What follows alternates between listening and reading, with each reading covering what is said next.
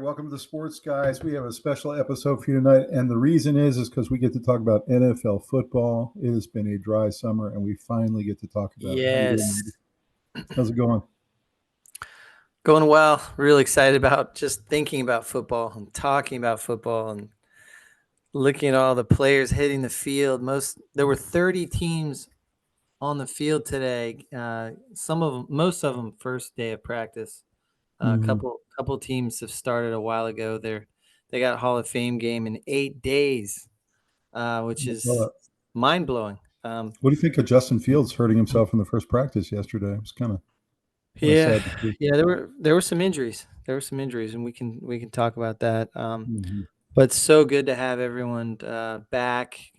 Every single team. Go listen to an interview from any team, and they're hopeful right now. They're Mhm. feeling good about their draft picks coming in. Everyone has hope. Everyone has hope. Everyone's got Every city hope. has hope. Everyone's All the got fans. reason to believe. Serious, talented players you can hang your hat on why our team's going to the Super Bowl this year. And truth is, they're not. But most teams are not. But the hopefulness is real. The optimism is real and based on pretty good reasoning. So that's the best part about the NFL and the parity that it brings is that you truly might be onto something special.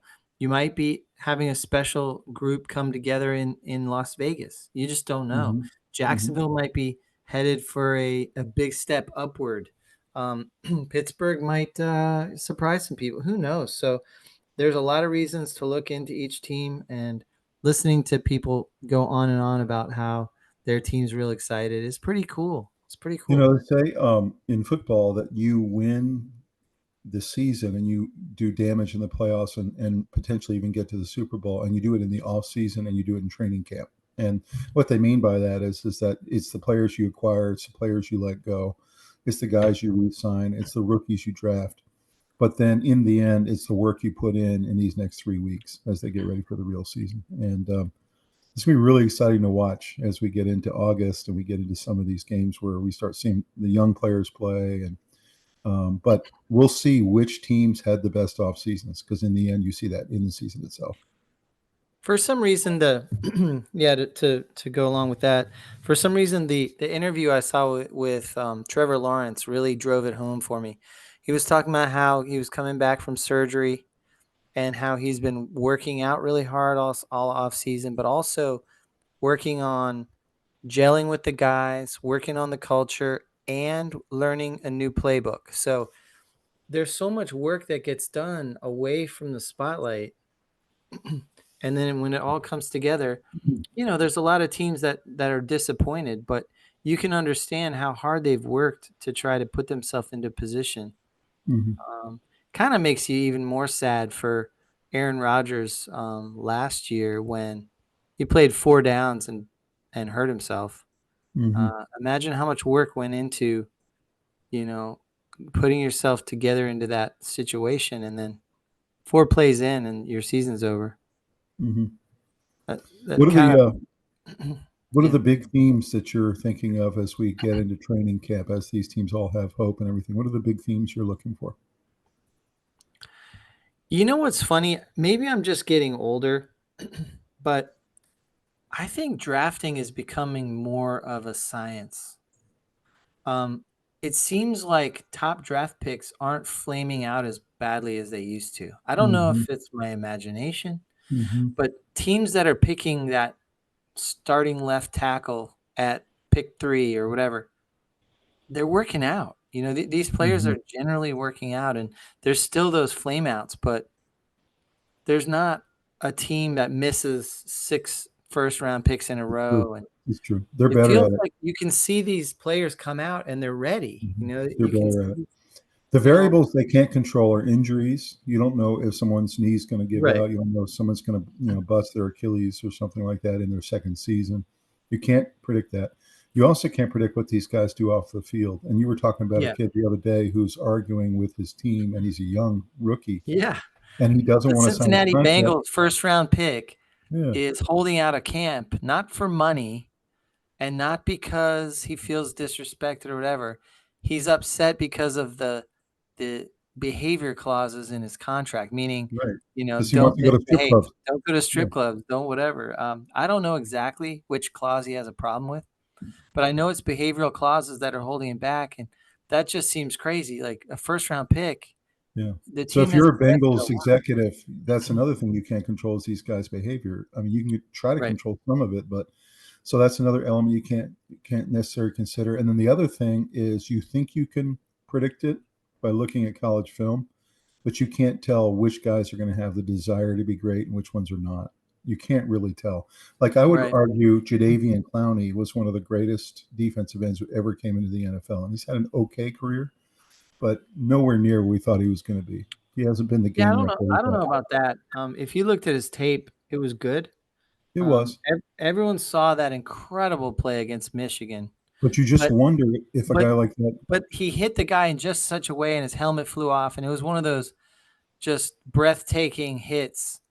But his whole career wasn't full of that. I mean, he was a very good player in college, almost great, kind of great, but he had an incredible play that got shown over and over and over, and a lot of his career was built on that one And I play. like Clowney, and he played for the Panthers last year. But my point Yeah, is that we thought he was going to be Hall of Fame level, and he hasn't been. And the reason I believe is that he takes plays off, and he doesn't have the desire. And the only time he really comes with desire is when he's in a big game, like when he was with the Ravens. He was in some big games. He played really well. yeah. So that's But one thing I don't think executives any can't. of today's scouts would not have watched his film from college and said that he's an absolute can't miss Hall of Famer. Nobody would say that. They Yeah, would look at that amazing hit on the Michigan running back and say, "Wow." And then the rest of his tape, pretty good. Like, you know what I mean? right, So, right. um, But like this guy Curse, who comes in last year and just absolutely dominates for the Rams. yep. And a guy like that, you had a really good feeling he was going to be really good and maybe even great, but you didn't know he was going You to have mean the verse. verse, verse, Yeah, verse for the Rams. And he comes in and has this desire and has this motor. You can't coach that. That's just that's right. pure desire. He just wants to be great. That's And right. he just is almost unblockable in every play. And so how do you, that's the one element of the science you're trying to get as an executive. But what I'm saying is what I've noticed in the many years I've been watching, they used to miss more often, I think. Mm-hmm. The verse player would come out of nowhere, and the first round pick that your team, like the Rams first round pick, would have been some player that's out of the league within 2 years. Mm-hmm. So I just You feel know, like the scouts seem to be getting it right more often, even they're though they're better. still missing sometimes. They have more information. Of course, we have Yeah, the combine now. The combine is much bigger than it used to be. You have all these pro days. They get to go actually be with the players at their pro days. You know, you look back at a player like Lawrence Taylor, and 14 teams passed on him. Like if those right. 14 teams could have it back, they would have chosen Lawrence Taylor, who's the greatest linebacker of all time. So yeah, you're right. I think the science has gotten better. I agree with you. You're always going to see guys like James Harrison not get drafted back in the day, and that's going to look crazy in retrospect. You're always going to have Tom Brady getting drafted in the 6th round, blowing your mind as the greatest quarterback of all time, or at least arguably so. There's always going to be some guys like that, but it seems like there was a little more of that back then. Now the stars come out, they're ready because they stay in college because they're getting NIL money. So you Mm-hmm. might as well stay and put together as much film as possible. So maybe now guys are putting 3 years worth of film out there where they're on the field. Mm-hmm. Instead of back in the day, they were quick to jump to the league to try and start making money. And they leave after the 2nd or 3rd year of college. And maybe they only have 1 year of tape on there. Mm-hmm. And it's hard to differentiate a great player when they're playing Division II game teams or the lower end of the ACC or the lower end of the Mm-hmm. Big Ten or something, and you don't know exactly how good these guys are, and it's more of a guessing game when they don't have 3 years worth of film to look at. And so I think these guys nowadays have a longer track record of success, more film to look at, and so the scouts can more properly put them in the right ranking order. Mm-hmm. Um, I just remember back in the day, the first round picks were missing all the time. They definitely hit a lot more than they used to. There's no question. The one Yes. position that's still overdrafted a lot of the time, and it's because they're so desperate for it, is quarterback. You're still Mhm. seeing guys chosen in the first round, like Kenny Pickett. He wasn't a Yeah, first round pick, but he was chosen in the first round, and that's he's right. already been given up on by a couple of teams. Daniel Jones. Yeah. Yeah. Yeah, Daniel Jones and Yeah. I even mean, Baker those Mayfield bounced around. those players would be fine if they had been picked lower, but Yeah. they were picked way too high. I mean, Johnny Manziel, there are a decent amount of quarterback misses, but back in the day, it seemed like there was even more. I And mean, they used Trey. to miss a lot on wide receivers, and nowadays they hit on wide receivers. They know exactly how good someone's going to be, it seems like. Mhm. It's true. You have a guy who hasn't played very much in college, and they take a huge flyer on him, like the kid from the 49ers who's now been bouncing around the league, and they gave up 3 picks for him. There's just Trey it's not a Lance, yeah. Trey Yep. Lance. It's just not a perfect science yet at the quarterback position, but most of the No, but positions it's are better. very good. They're very good. I agree with that. So other big things I'm looking for this year, can some of those bottom dwellers get better? We're talking the Panthers, the Giants, those Hmm. guys who have always been at the bottom of the divisions the last 5 years, the Raiders. Have these teams done enough in the offseason to get good enough to be fringe playoff teams? And we see it every year where half the teams who made the playoffs last year don't make it this year, and half make it who didn't last year. Yeah. You have a huge turnover in playoff teams. The one thing you'll see, though, is you see the really consistent programs are always there. The Chiefs are always there. The Eagles are always there. Eagles, I yeah. think Commanders are in that range now. You We'll got the see. They Rams. were good Up for a 3-1. year, so Yeah. we'll So see. you're going to have kind of the top class of the NFL that'll be there, and you're going to have a big group of bottom dwellers that are trying to get back up and get to be relevant again, I guess you could say. Is Detroit going to stay healthy? Right. Right. I You mean, know, that's the big knock on them. That the reason they can't win a Super Bowl is because they get so banged up on the way there. Um, but there's yeah, some really good divisions this year. I mean, there look is. at the NFC East. Look at the NFC North. Mhm. It's Do you true. really want to play Minnesota or Detroit or Green Bay or even Hmm. Chicago? I mean, Other themes I'm looking at, you got Aaron Rodgers likely in his last year. You've got some of these quarterbacks have been knocking on the door for about a decade. You've got the Josh Allens of the world, the Lamar Jacksons, all these guys knocking on the door. They all have really good teams. Someone's going to break through this year, I feel. I really do. I have a good feeling about it. Of course, Hurts broke through last year for the Eagles. So that's what I'm looking for, is who's going to actually seize their destiny. Some of these really great teams. I think health is a big predictor of success. When you have your starters against the other team's backups, you are going to probably dominate. And Hmm. so what Detroit did was so miraculous because they literally had at times, I think it was one starter out there on defense, Hmm. and they were hanging in there, and they played tough, and they got taken out finally in the playoffs, but they got their backups a lot of experience in that stretch. Hmm. So I wouldn't want to play Detroit. Hmm. It's true. And then you have the coaching carousel every year. You have 6 to 8 openings every single year, which means you always have 6 to 8 new coaches. Yeah. And you also have the guys who are on the hot seat. You've got the Brian Dabolds of the world who they've given 6 years to try to turn around a franchise, and they're still just putrid. And you just have to think, one of these years these guys are going to get fired. And there's a couple guys in that category who are kind of been hanging on to their roles. Can the Pittsburgh Steelers do anything this year? Is Mike Tomlin good? Um, and then you have the guys who are coming in and picking their spots, like Jim Harbaugh. He waited for the right opportunity to come back to the NFL. He waited to see if he could get a Justin Herbert, and he did. And there's a lot of speculation that, Saban wants to come back into coaching potentially in the NFL, but he would only do it in a situation where he got to choose his quarterback, potentially even like an Arch Manning. He might re-enter the NFL if he could coach Arch Manning. So Hmm. a lot of interesting stories going into this year, and it's going to be a lot of fun to watch. Well, let's go ahead and take a look at our material for tonight. Here we go.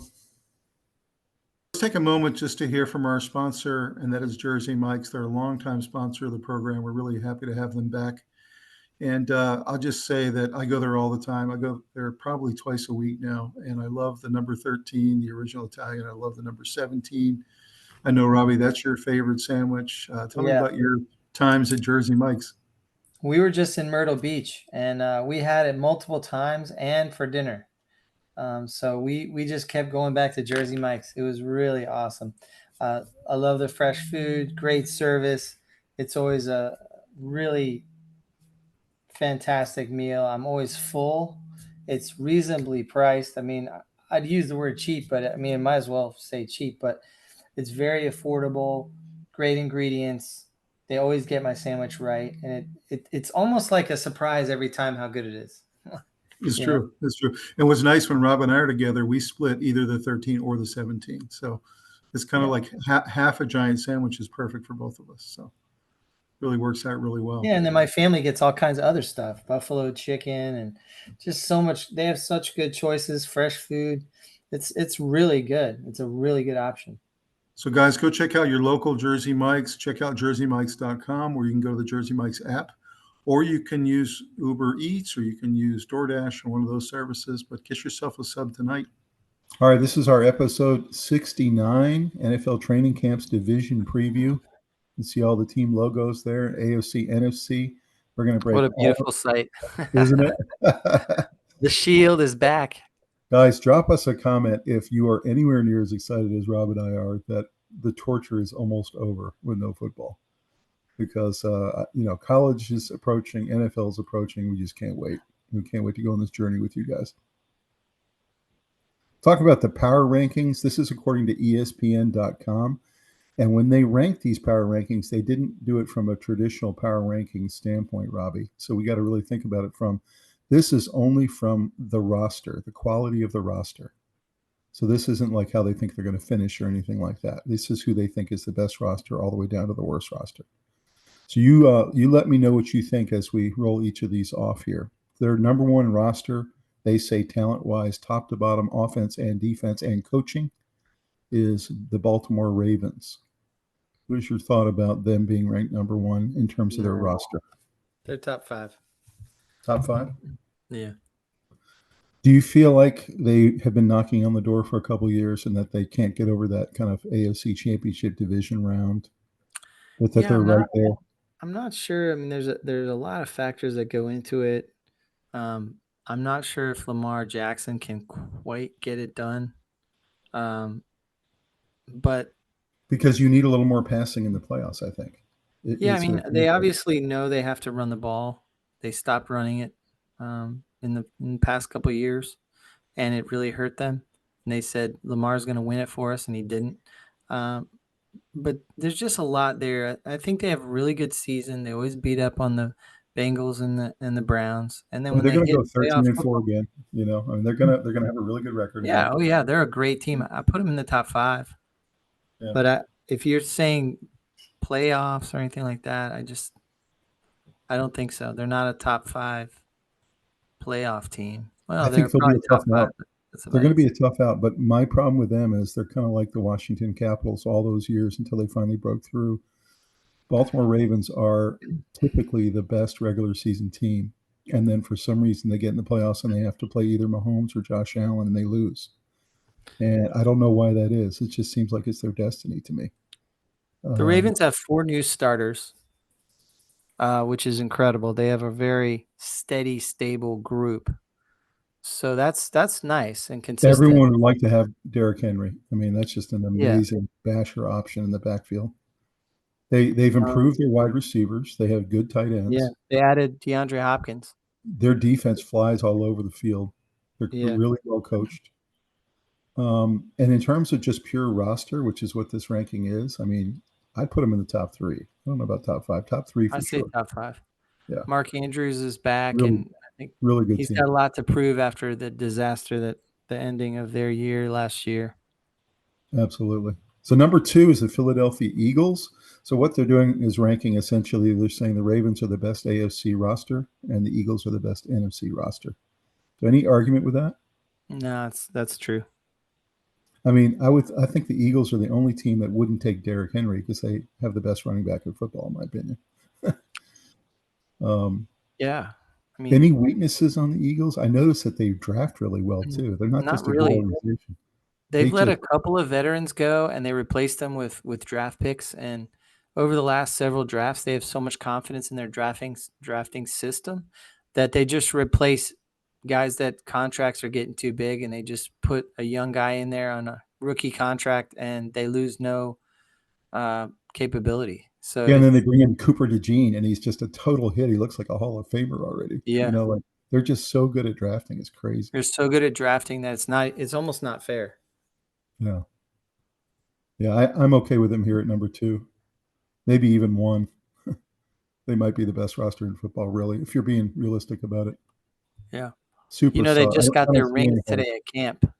Yeah, Yeah. I don't see any holes in the Eagles unless they get banged up. No. Of course, if Hurts gets hurt or Barkley gets hurt or somebody They like got a that. couple young guys Yeah. in their defense who replace some veterans that we'll see if it's a spot you can attack. But the way they draft, I really don't think so.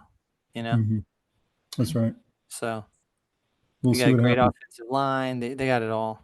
Number 3 is the Detroit Lions. I would agree Yeah. with this if they're I, healthy, but they've been so injury prone. It's kind of sad to watch. I think these two rosters are better than the Ravens. You think so? Yeah. Okay, so you have 2 teams in the NFC that are the best. Yep. So I what, think what the is NFC it? is better now. So the Detroit Lions, of course, they can run the ball almost better than anybody. You notice all 3 of these teams have great running games and great offensive lines. So you just Yeah. start right there. Okay, so you And I start was with great reading lines. in camp, Jameer Gibbs has been getting a lot of work on being used in the whole offense. So they're throwing to him the entire tree route for wide receivers. And last year, St. Brown really came on as one of the best receivers Yeah. in football, by far one of the top 5 guys. Yeah. Is there St. any Brown said in the interview that he said he believes he's the best wide receiver in football. If you're Jared Goff and you look over this array of weapons you've got, you just have to be so happy. Yeah. They're so explosive. It's crazy. As long as they stay healthy, and there's no reason to believe that they're going to have a year like last year. That was a hmm nightmare season. They still hmm fought hard and they won most of their games. Like it's just, They had Hutchison on IR. They had yeah. all these big time players they needed in the playoffs. Yeah. We'll see if they can stay Hutchison's healthy. back and looking pretty good, apparently. See if they can stay healthy. They've had injury bug at the wrong time 2 seasons in a row, so we Yeah. haven't seen it yet, but maybe they can. We'll see. Number 4 is the And, Buffalo Bills. What are your thoughts about them being the number 2 AOC team, yeah. roster wise? Yeah, probably. Probably right. Okay. I A was very impressed. good team. I was impressed with their offensive line last year. Thought it was a little bit better. Yeah. Their defense is coming along. They've got some really great linebackers. They've got some good pass rushers now. Their secondary is a little vulnerable. So I thought this might be a little high for them. I put them probably around 6. But they're a great team. They're going to be there at the end. Everyone knows it. All these teams you're going to see deep in the playoffs. I don't think that's a big surprise. Yeah. That's right. They're 5 going is to be the on Kansas Hard City. Knocks this year, so that's going to be interesting. That'll be a lot of fun to watch. I can't wait. I think that hurts a team, though, because I think it gives a little glimpse into the window on decision making. Right. And I think it can kind of let too much out of the bag. hmm I know they're So, careful about what they broadcast, but nonetheless, adding Joey Bosa is going to be nice. Um, you know, they got Keon Coleman. James Cook's a little disgruntled, wants a new contract. That could be a distraction, but I think they'll be fine. They'll he'll handle it be okay. fun. He's a great running back too. It's a great running back. So Kansas City was ranked 9th last year coming into the season. This year they're ranked 5th. They're giving them a lot of credit for bolstering their offensive line. They were able to re-sign all their defensive stars, Karlaftis, Chris Jones, all those guys. They've got great cornerbacks. Any reason to think this isn't a top 5 roster again? No, I think they'll be fine. McDuffie wants a new contract, but I think they can make him happy enough. And they've been paying linemen. They've been really taking care of their offensive line. Offensive guard Trey Smith is the highest paid at $94 million.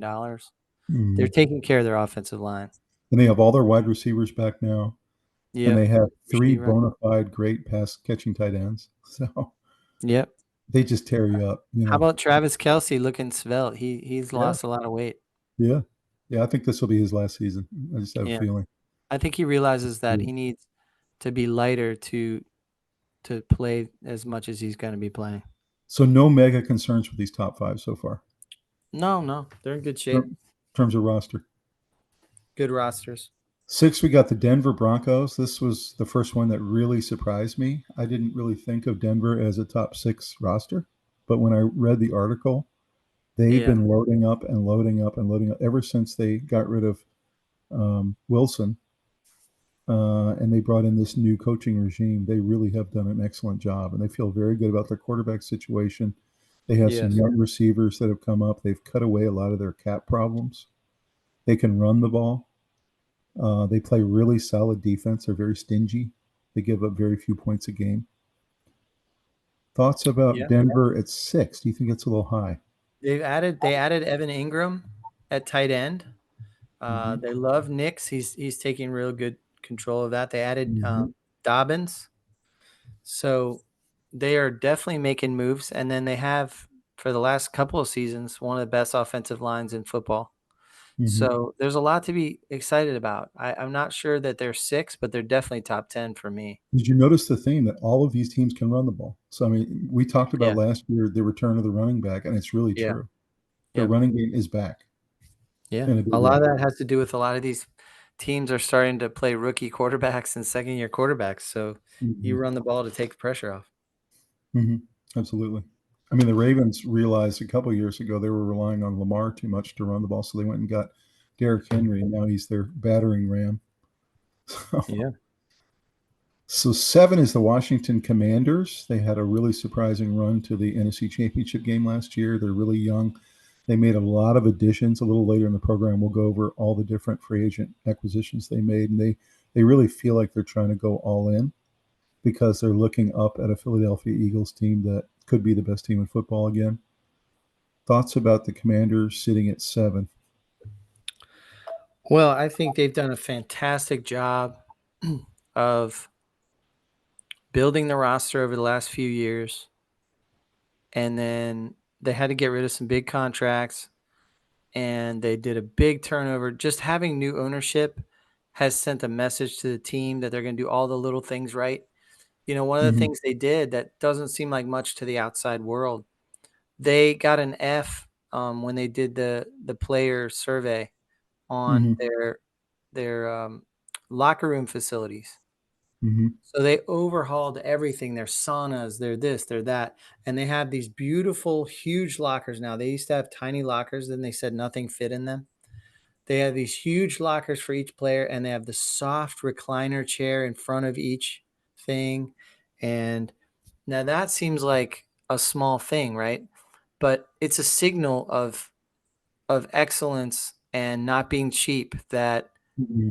lets players know, let's go to Washington. They got exciting new players and an incredible quarterback situation. And the new owner puts his stamp on the team by making, I was about to say, yeah, Josh Harris has done a yeah, fantastic job. He's only been there a year and a half, and he's and making it unacceptable to have anything in the organization get an F. Like, no, we he's want to giving have the best of everything, you know? he's giving the players confidence that they're going to be a Yeah, top-notch that's organization from right. here on out. Yeah, And you that's send perfect. little signals like that, and these players are excited. You know, they'll Mm-hmm. lay down for that team to do anything to help them win, knowing that the team is serious about creating a culture of winning and excellence.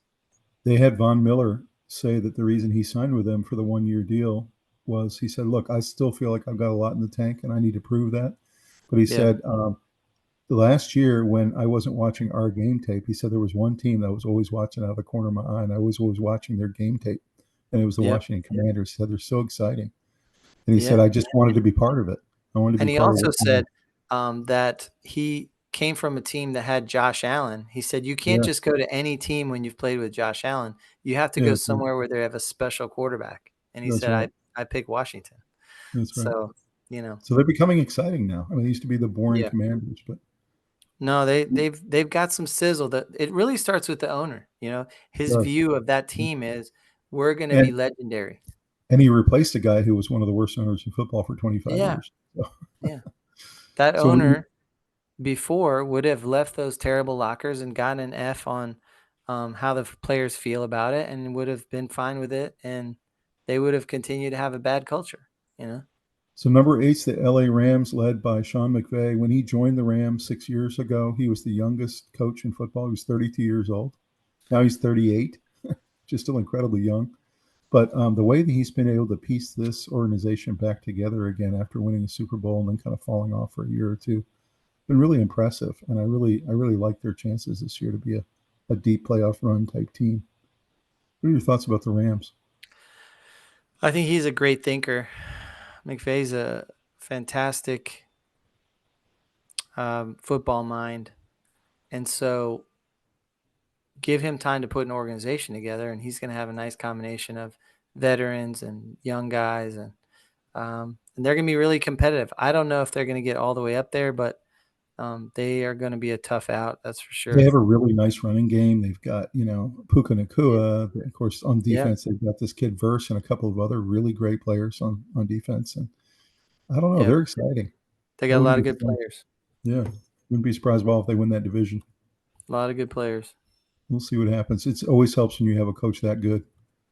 Yeah. 9 is the Cincinnati Bengals. This was the second team. I found a little surprising that they would be the ninth best roster because I look at it like Joe Burrow, maybe the second best quarterback in football. He probably is, Mm-hmm. but that he's always had his roster holding him back. And so I felt They like made the some. They Broncos made were a some little pretty good little moves. high.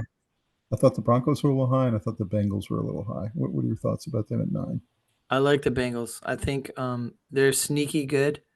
You got T. Higgins, you got Chase, and you have Gesicki at tight end. Like they have some Mm-hmm. good skill players, and Mm-hmm. also they've been building up their defense over the last few drafts, and they've got And they the needed number to because one, they were the number second to one last last year. defensive end in football for Mm-hmm. sacks.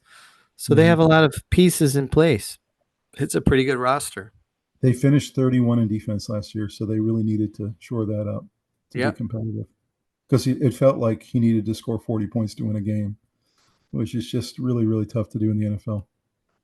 So Yep. we'll see. We'll see if they made enough moves on defense because their offense is super high charged. So, Yes.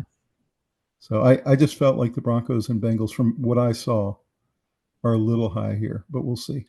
I'm a big Joe Burrow fan. I think he Yeah, is incredible, and I I am think if you keep him healthy and have some good players around him, they're going to go really far.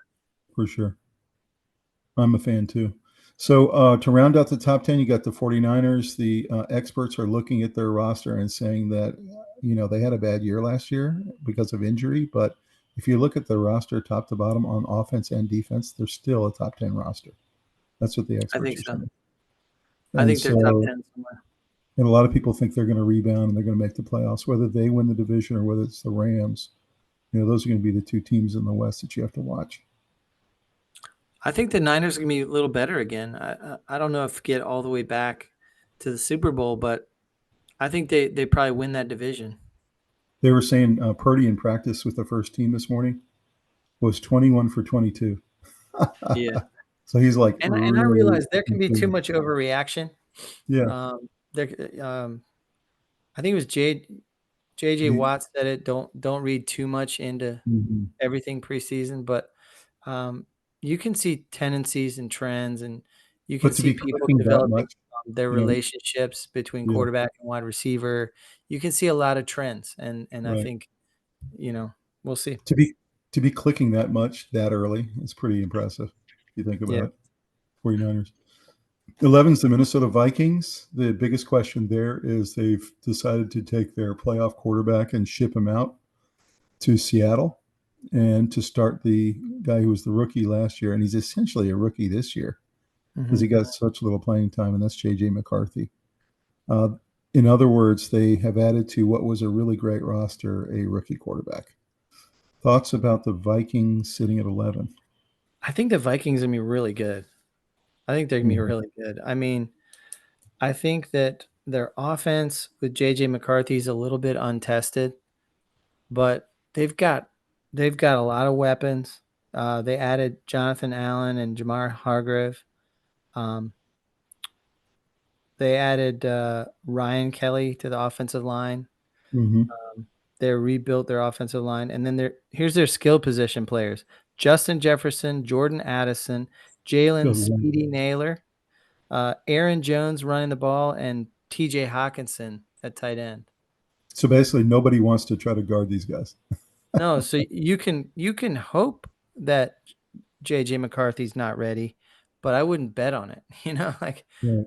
he's had time to Look step and back. look who he's In throwing to. fact, I heard somebody saying that there's a good chance that his injury last year was a blessing in disguise Maybe. because he got to sit back and watch.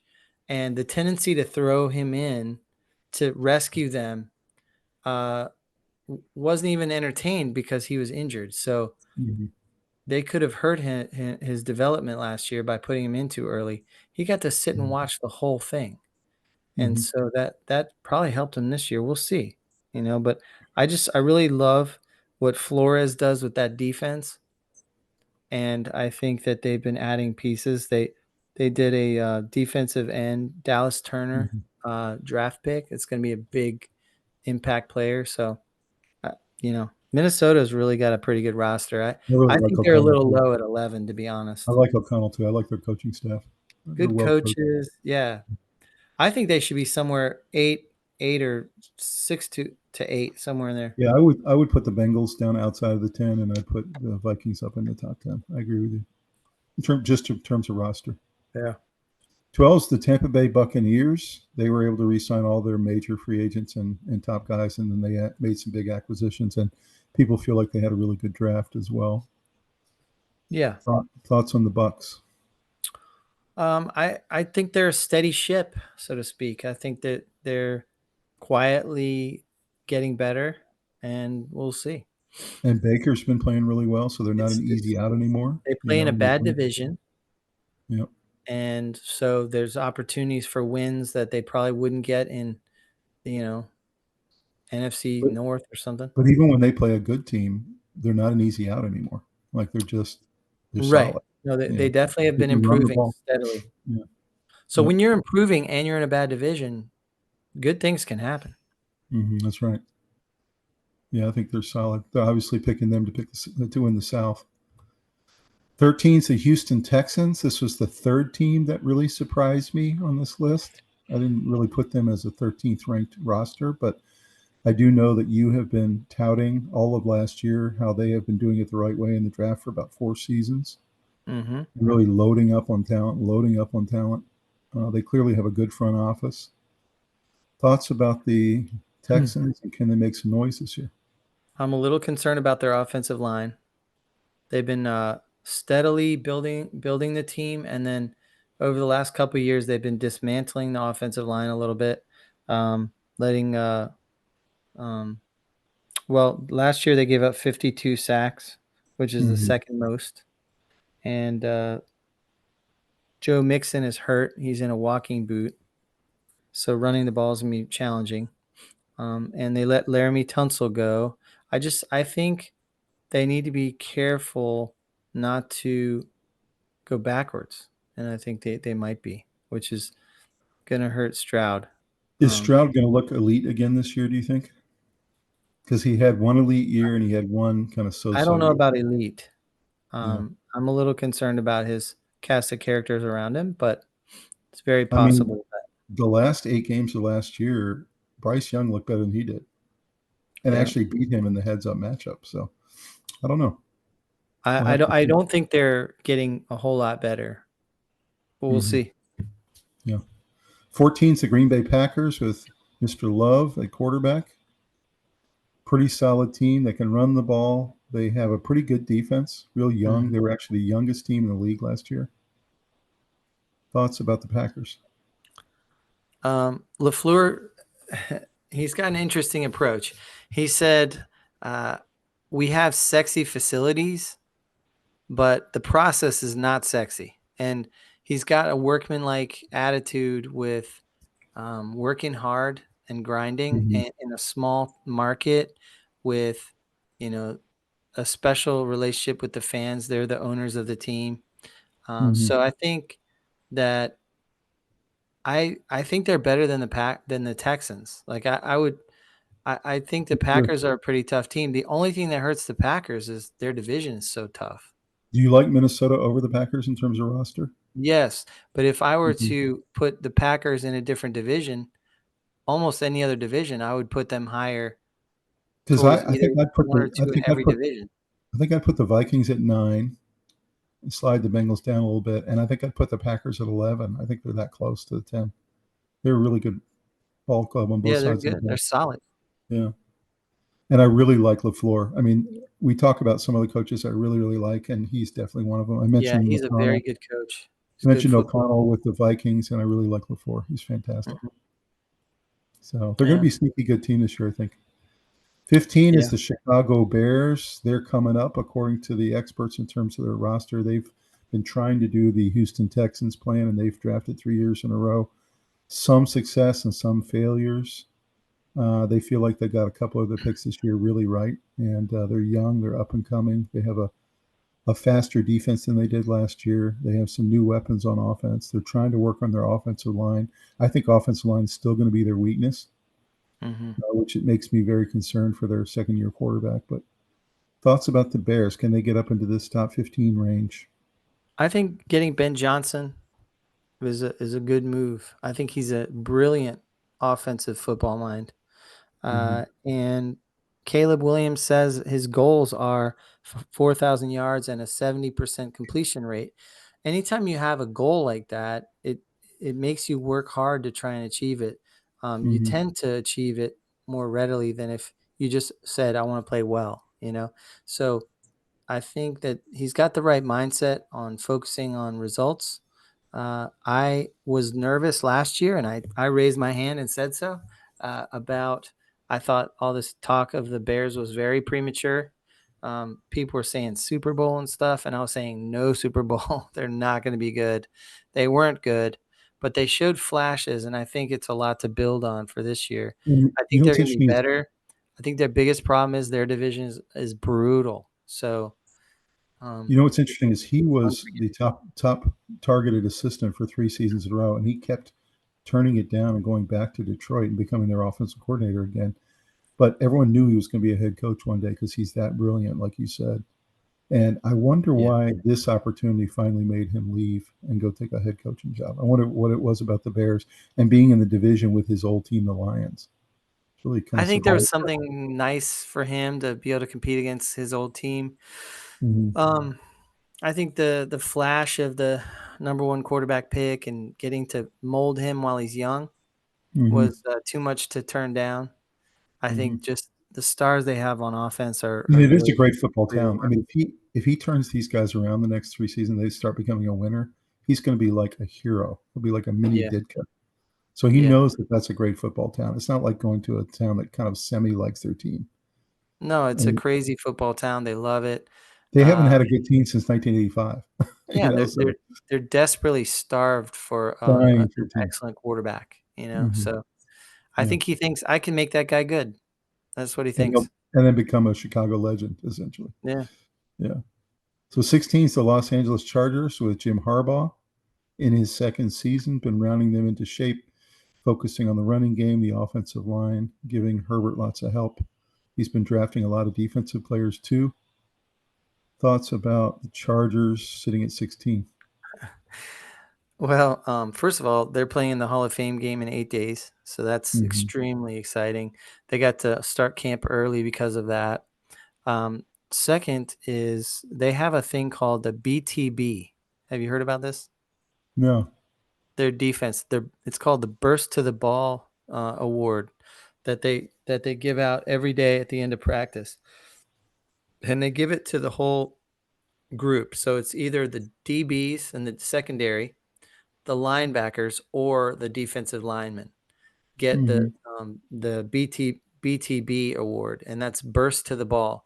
They said Mm-hmm. that that's one area where they just weren't very remarkable last year, which was causing pass breakups and fumbles and things And like their that. tackling wasn't good either. Yeah. Yeah, they're trying to. So that's good coaching, right? And It is.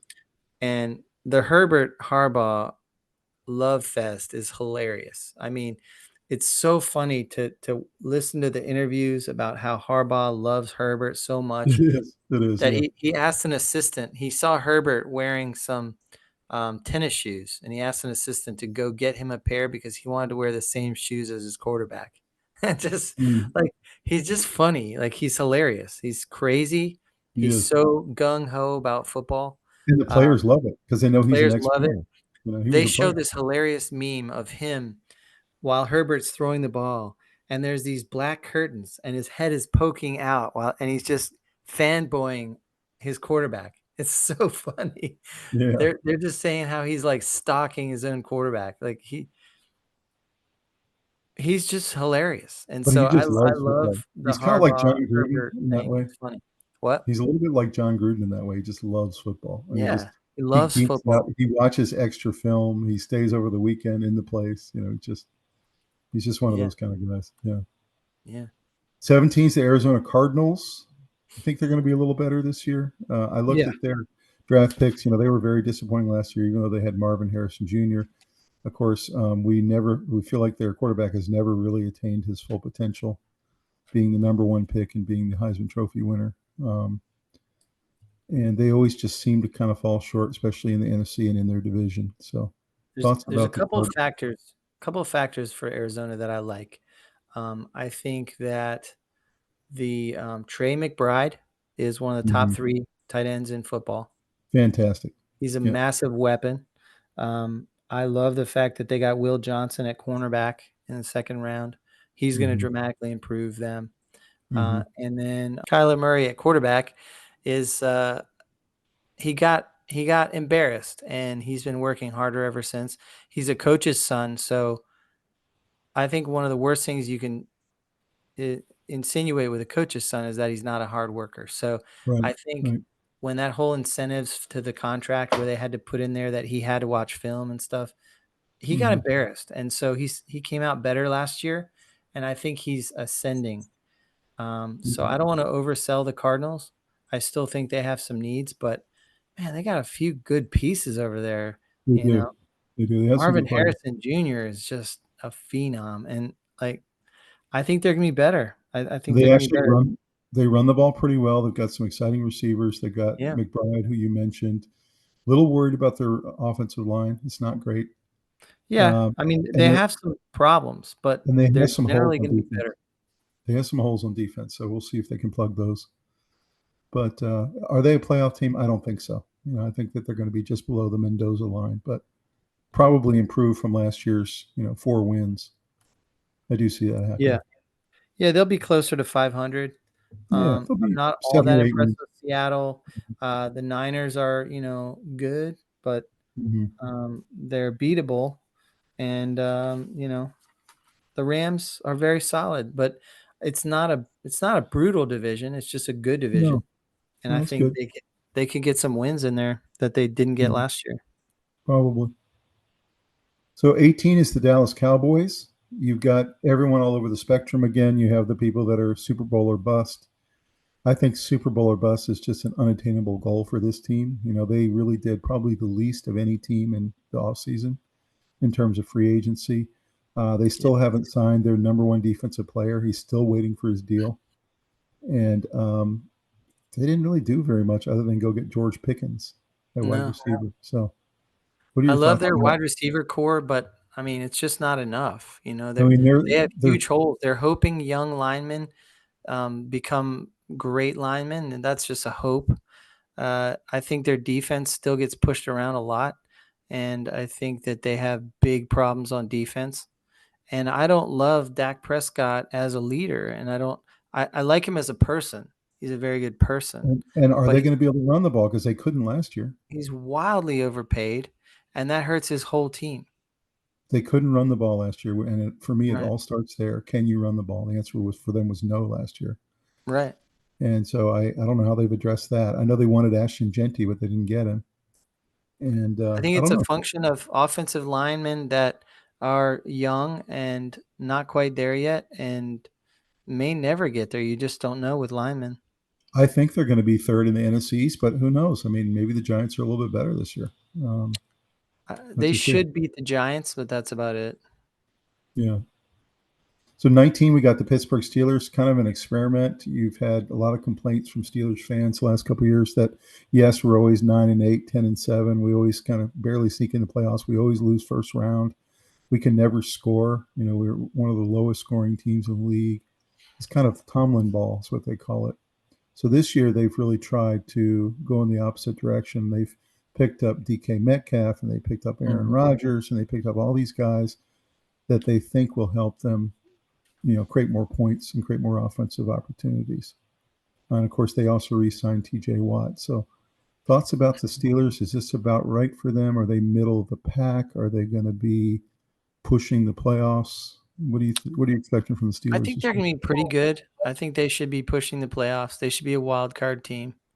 They got Jalen Ramsey, and they've got some nice veteran additions this year.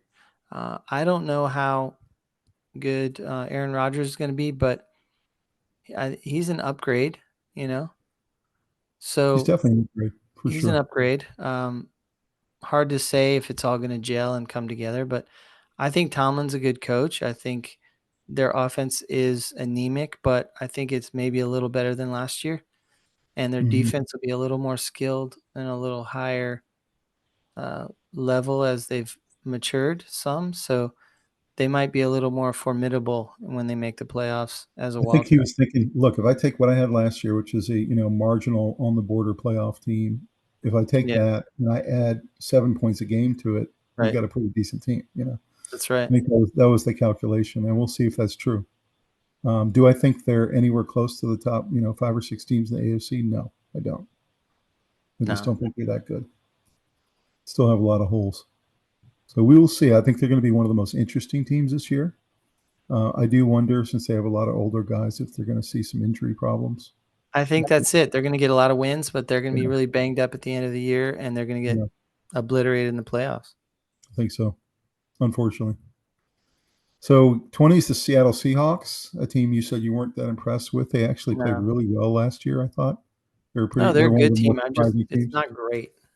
And they picked up Sam Darnold, who played fantastic last year until the playoffs. Um, do you think that was an upgrade over Geno Smith? Do you think it was kind of a trade out? And what do you think of their overall roster? I think they're both decent quarterbacks. They're on the low end of the starter spectrum. I think Seattle's a good team, not a great team, and I don't think they're playoffs. So, I think that they're right for the picking. Second half of the season, players are going to be making business decisions, and I think Mhm. that they let a lot of talent leave, and they haven't replaced that much. They do have a pretty good running game. They have two-headed monster at running back, which is nice. Mhm. So they Yeah, can run the ball. I think they're a pretty decent team. I think they might be right on that border, maybe just miss the playoffs by one game or something.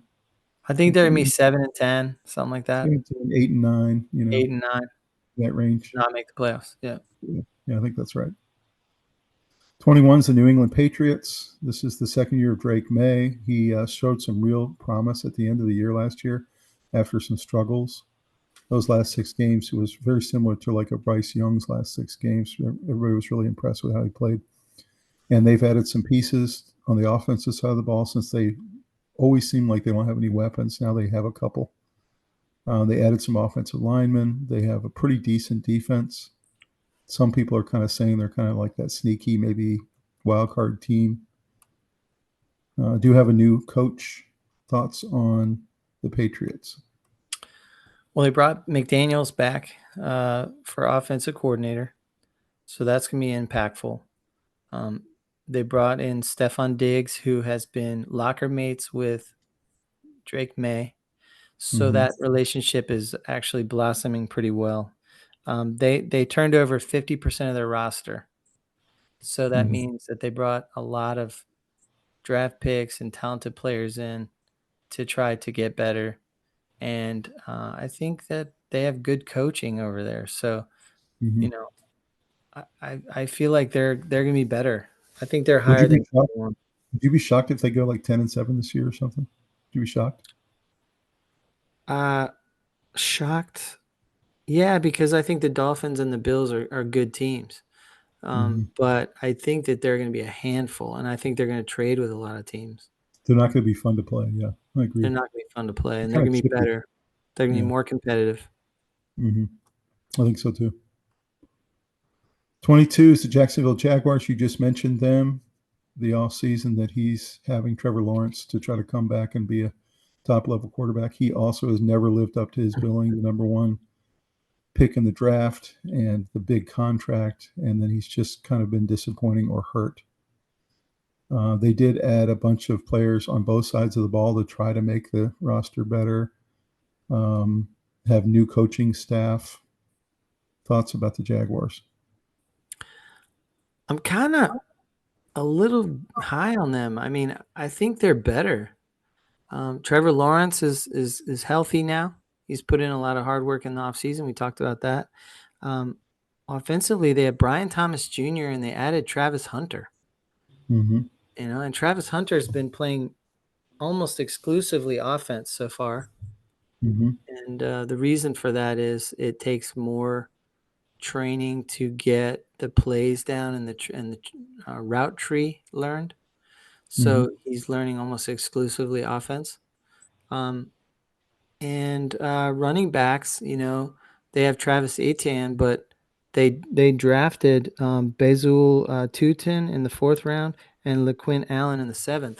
They are serious about running the ball, and they weren't very happy with Mm-hmm. with um, And you with remember you Travis said Etienne. So they're gonna run the ball, and they have weapons to throw the ball to. So remember that's you mentioned you like Tootin a lot, even though he came from Virginia Tech. yeah, So he's yeah, one of those guys that you're watching. So yeah, yeah. I think they'll be better. I think they'll be better. They'll be in They're that gonna be better. 7 and 10 range, 8 and 9. Yeah. There's gonna be a lot of teams in that range from They're seven gonna be and ten. right on the edge of playoffs or right Yeah, at the playoffs, like wild card probably area. just miss it by one game or something. You know, And they play in a terrible division.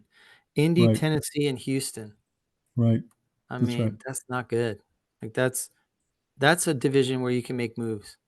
23. You got the Las Vegas Raiders with Ashton Genty. You have Geno Smith has come over from Seattle to be the starting quarterback. You have a guy who I think eventually will be the best tight end in football in Brock Bowers. I You think have he already some. is. He might be. He's Yeah. definitely in that top three range. They can run the ball. They can throw the ball. Defense has been a little bit of a struggle.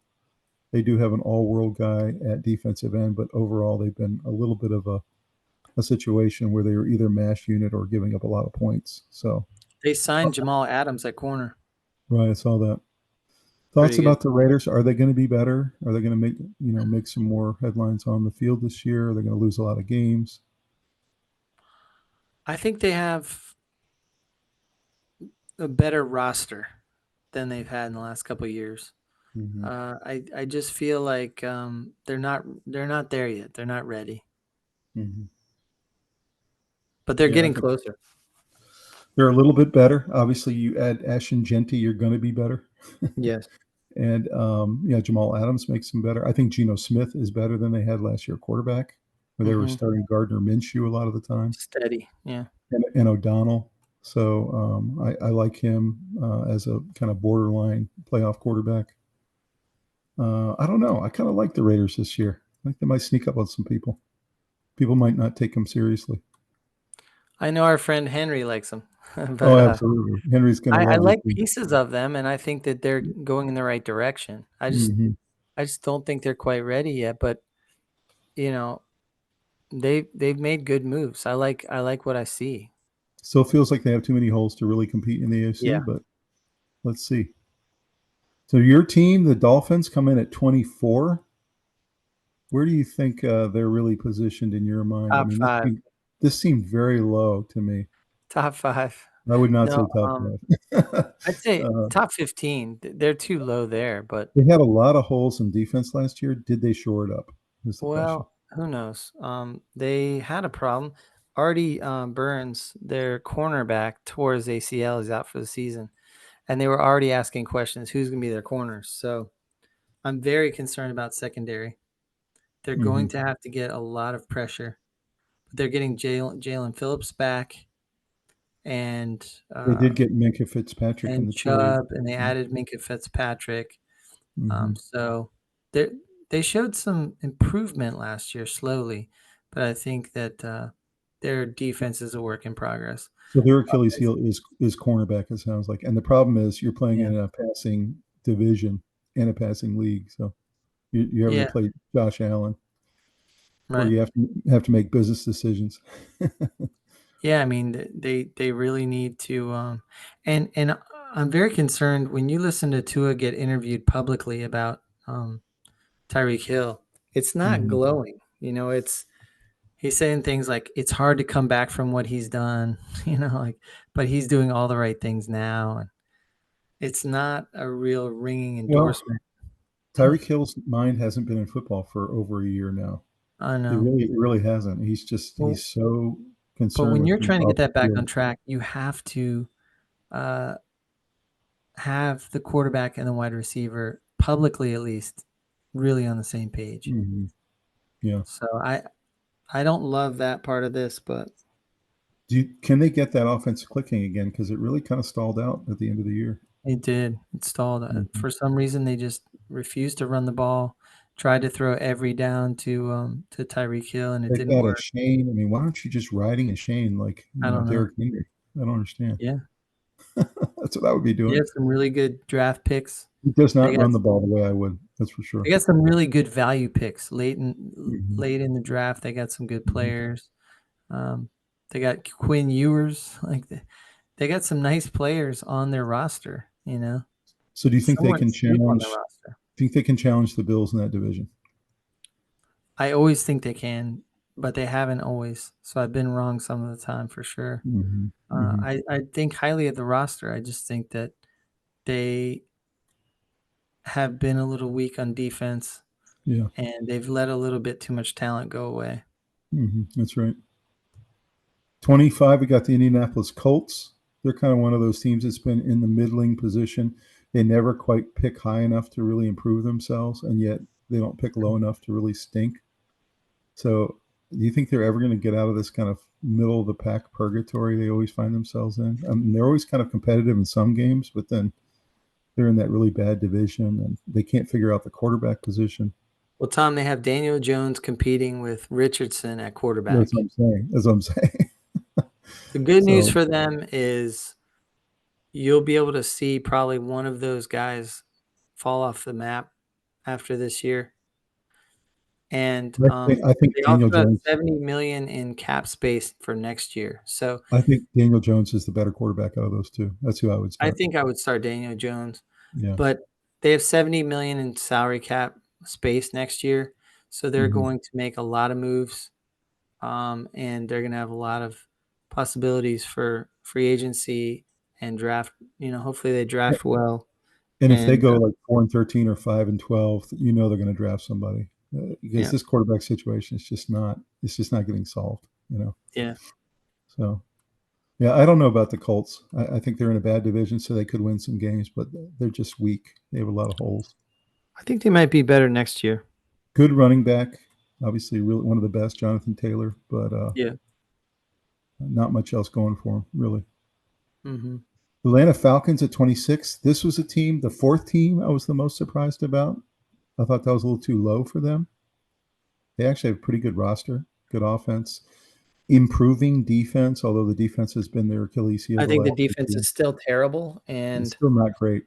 it's not a great roster. I think they should be lower. Think they should be lower? Okay. Yeah. I thought I kind of put them into the top 20 range, maybe up near Michael the Seahawks. Penix. Michael Penix is listed as QB1. Mm-hmm. So they're starting basically a quarterback in his first year. Mm-hmm. Um, they've had disappointments in multiple areas on the offense, and their defense is awful. I think they're Mm-hmm. going to take a step back this year. We'll see. We'll see. I just thought this was a little bit low for them, but maybe I'm wrong. Giants at 27. Dabold's in his prove it year. He's essentially been giving the ultimatum that he has to turn this team around and they have to do something. He's got, of course, Wilson and then the high draft pick Jackson Dart, who was a first round pick. He's got to figure out how he's going to play those two players. He's likely going to give them both snaps during the season. This is a team that's essentially devoid of weapons right now, other than Malik Neighbors. They really don't have much on offense, and their defense is porous at best. So I don't know what he can do in one season to try to take a 3-win team to a 7 or 8-win team, but that's what it's going to take to save his job, I think. So thoughts about the Giants sitting at 27? Maybe.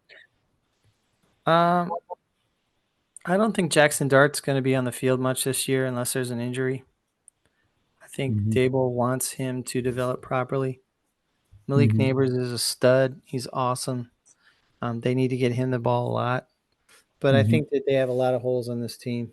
And I don't think Russell Wilson's going to be able to mask it. How do you He think might have they a feel? little bit of a bounce back year, though. How do you think they feel when they watch Saquon Barkley going crazy with the Eagles? They're nauseous. Oh, God. It just must hurt them so much when they see the two franchises going in two different directions. Yeah. 28 is the Tennessee Titans. Of course, they're going to be relying on Cam Ward, their rookie quarterback. They made the decision to shut down their starter from last year and start Cam Ward this year. Well, no, he got injured. He Right. had a season-ending injury, Will Levis. Yeah, they shut him down and decided to do a surgery they were trying to avoid. Yeah. And they've gone ahead and decided to go with Cam Ward this year. So thoughts so about Cam should Ward, do it. the rookie? He's going to start kind of like Jaden Daniels did last year. And play I the whole don't like season. when rookies start. I think Jaden Daniels was the exception, but I tend to not like it. I think that Cam Ward's gonna be a good one. I just think it's an unfortunate situation that he got taken to a team that needed him right away. That's this is kind of not a very good irresponsible roster development. But when you look down through this roster, and I looked at it recently, I was looking at all these bottom teams, and there's not much on this roster. So I feel kind of bad for them. That's terrible. They're going to lose a lot of games. Yes. Let's just be honest. It's in a terrible division, though, so they're going to get wins. Yeah. True. But the New they're York not going to Jets, be good teams. The New York Jets always seem to be in the bottom of the NFL, and they feel like they're going downwards. Yeah. I know Jets fans really hope that they're going to be improved under Justin Fields, but what do you think about this franchise? Can they ever get it going? Can they ever be better? Or are they always going to struggle? Well, Justin Fields has a dislocated toe, so it's going to be nagging him probably all season. So that's not good. And the last 9 straight seasons, they've been a bottom 10 offense. So they've been bad for a while, and I don't think they have the recipe for fixing it. The coaches or the players to fix it. So you think that Justin Fields trying to resuscitate his career experiment is not going to work, and you think eventually they'll probably be picking somebody next year in the draft? I'd kind of like to see it work out. I would too. For sure, but I don't know what I hang my hat on thinking it will. I don't see where the progress is going to come from. Now, they did sign Garrett Wilson to his second contract and gave him a lot of money. Yeah, and that doesn't help you that much. As wide receiver 1, but is that going to do anything for them? Or no? Yeah, he can't pass himself the ball. Right, and the quarterback can't. He doesn't block for anybody. I think Garrett Wilson's a good wide receiver. I don't know that he's a max contract number 1. And they have a pretty good running back too. I just wonder if they can block one. Yeah, I mean that's the fear is the offensive line. I told you 2 years ago when Aaron Rodgers got hurt, people were saying Super Bowl and he's gonna be an MVP, and I said he's gonna get hurt, and he did. 4th play. That's right. Well, I just think this is an abysmal franchise, and they haven't figured it out yet, and it looks even worse this year. I think they're going to get beaten up. I may be wrong. We'll see. My Panthers at 30, I was very disappointed to see this. I think after that really strong finish at the end of last year, I like them as the number 2 team in the South. I feel very strongly they're better than the Falcons and the Saints. Thoughts about the Panthers, some of their offseason moves. They've gotten loaded up on running backs, wide receivers. They've added some defensive pieces. Do you think they're the 30th best roster? No, they're definitely higher than that. They're somewhere between probably 20 and 25. Um, I think they're going to be better. They're going to be better. They're in a bad division. They're going to be better, and they're going to be more competitive. They're going to have more position groups that are competitive in their matchups. I I think like so. the coach. I like the quarterback decently, and I think offensive line is rebuilding, and maybe Iguanu can take this step as a franchise guy. I think that they are most likely going to be right on the edge of playoffs. Is there a percentage chance they could beat Tampa Bay and win the division? Is that a possibility? Yes, I think so possibility. too. Yes, I think so too. I think it's a bad enough division where it's possible. I think if they were in the AFC East or the NFC East, they wouldn't have a chance. They'd probably be third or fourth. right. But yeah, Or the NFC North. I'm very excited to see how my Panthers look this year. I think they're going to be better, and I think they're building something. And I really like Canales as a coach. I think he's young, he's Me too. energetic, does the right things. He's innovative on the offensive side of the ball. And they know that their defense was not good last year and not up to par. And so they have been adding pieces, pass rushers, et cetera. So I really like how Canales has handled the Andy Dalton and and young quarterback situation, and both quarterbacks are beloved now. So, I think that he's and handled it well. they took only the second number one receiver they've taken in their entire franchise's history in 28 years. Yeah, Only twice have they done it in the first round, and this is the highest they've ever picked a wide receiver at number 8, and it was McMillan. And I'm really excited to see how he and Bryce Young build that rapport as two me young too. players. I think Yeah, he's going to be a very good pro. he's gonna be good. He's very good. So we shall see. I'm excited about that. Yeah, I think 30, McMillan's going to be good. 31. It's interesting because this, even though they're 31, the Cleveland Browns have maybe the most interesting quarterback situation in the league. And if Yeah, you're a Cleveland Brown fan, I don't know if you're excited or if you're terrified by this situation, but every day, apparently, Stefanski's naming a new QB1. So yesterday, Kenny Pickett got all the first team snaps. Today, it was Dylan Gabriel. Tomorrow will probably be Shedeur Sanders. But it's, obviously Deshaun Watson's not going to play this year, and it's looking more and more like he's going to have Flacco there as the insurance policy, but is not going to play much. So what are your thoughts about this kind of nightmarish situation where they have all these all these draft picks that they can't quite decide who they want to go with? well, they got a real true quarterback controversy. A lot of teams have what looks like one, but isn't really one. This really is one. I mean, Kenny Pickett's talking about he wants to be a starter. Uh, Flacco looks like he's on the downside of his career for sure. And you never know how much time he really wants to put into this. And then Gabriel and Shedeur Sanders are unknown rookies. I mean, they're known, but they're unknown in the NFL as far as what they can do. Rookies. So there's a tremendous amount of question marks. And Well, you really don't want to spend your first team reps burning through on a player who's not going to make the roster and or is not going to be a starter for you. So they're wasting a lot of time trying to find out who's their guy instead of well, getting and their that guy problem ready. was, and you and I talked about this in our draft wrap-up show. We talked about it's always problematic when you hire a rookie quarterback, but when you draft two of them so close together like that, and you're putting pressure on one of them to possibly be the starter, you're going to have a situation where half the players are in one guy's camp and half are in the other guy's camp, and half the coaches are in one guy's camp and half in the other guy's camp. So now you've got a That's right. divided camp. And you have the coach who wanted Gabriel and you have the owner who wanted Sanders.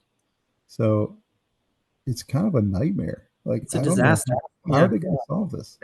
They need to make a decision and move forward and get rid of the fourth guy, whoever it I is. think they need to cut whichever rookie doesn't end up getting Right. the roster spot. I do. And you hate that that's the case, but I think that's the only way you're going to have unity in the team. I think the only real controversy has to be between Flacco and Pickett. You think? Yeah. You're going to keep the two I young guys, you think? I think the two young guys need to be put in the third spot, and then the fourth one needs to be gotten rid of. So maybe you let Flacco go and you start with Pickett at the beginning of the year and let him play a couple No, I games. would And keep Pickett and Flacco, and then I would only keep one of the other two guys. yeah, no, I agree with that. That's exactly what I would do as well. Guys, drop us a comment. What you think of the Cleveland Browns quarterback room and their quarterback situation? What should they do? And do you think this is as much a nightmare as we think it is? Fun to watch, though. Yeah, So the get your last pop. team in the league in terms of roster, pure talent, is the New Orleans Saints. And of course, they have Tyler Slow, who's going to be starting the year at quarterback. They have a team that has been slowly degraded over the last 5 seasons, and now most experts believe they have the worst roster in football. So thoughts about the Saints? I think it's probably the worst roster in football beside the Giants. I think that Tyrann Mathieu retiring is not a surprise. He said, "Get me out of here." Yeah, he saw the roster and went, The ooh. Honey Badger saw the roster and said, get me way far away from this Now they group." have a really good running back. Okay, they have Chris Olave at wide receiver. So they have some nice pieces there.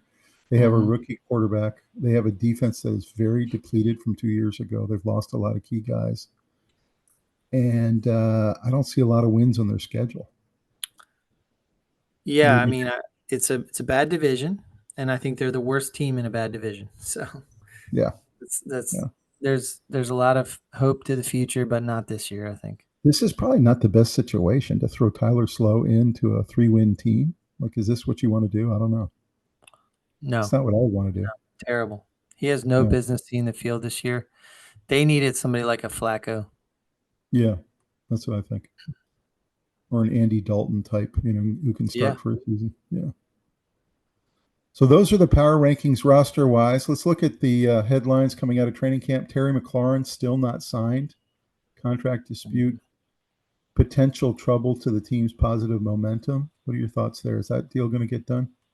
Yeah, they got to get that done. I think He's so been too. so steady and so important to Washington.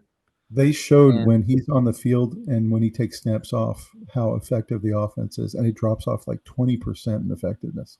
he's been Like he's that important. probably their best player over the last 5 years. I think so.